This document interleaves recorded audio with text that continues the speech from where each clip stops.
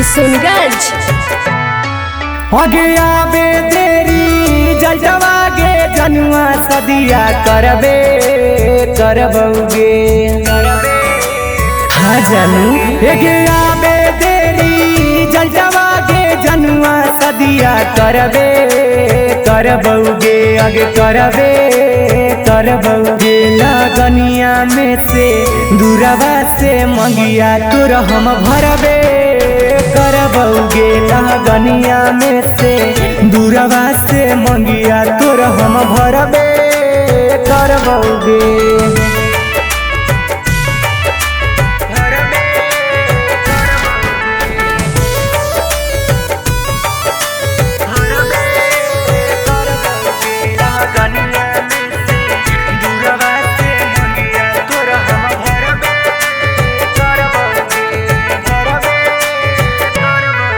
आगे तोरे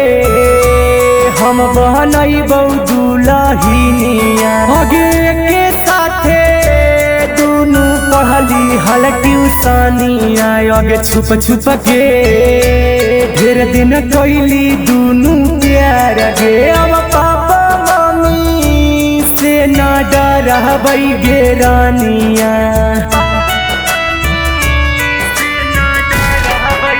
जानू आगे तोरे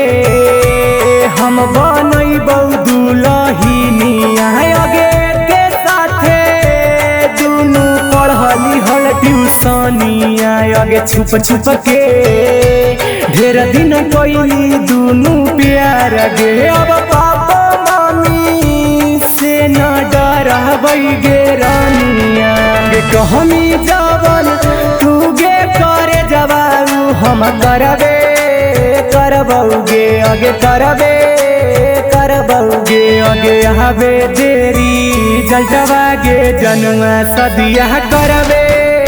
करबोगे लगनिया में से दूरवा से मंगिया तोर हम भरबे करबोगे।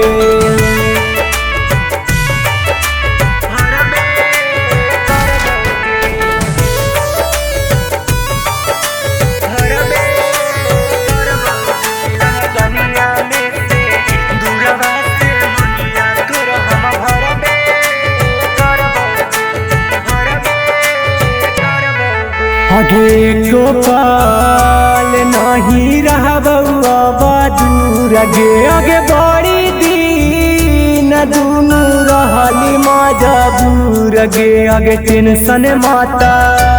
तू हुली गे करे जावा आगे सपना दुनहु के गेलै पूर गे जानू आगे गोपाल अब रहबौ नहीं दूर गे आगे ढेर दिन पगली दुनू रहली मजबूर गे आगे टेंशन माता तू हुली गे करे जावा आगे सपना दुनहु के गेलै पूर गे आगे तोरे पर सोनुआ रोहितवा सब दिन मरबे करबोगे आगे मरबे करबोगे आगे आबे तेरी जलजवा गे जनुआ सदिया करबे करबोगे लगनिया में से दूरवा से मंगिया तोर हम भरबे करबोगे। भोलेनाथ रिकॉर्डिंग स्टूडियो बानावर बिशुनगंज।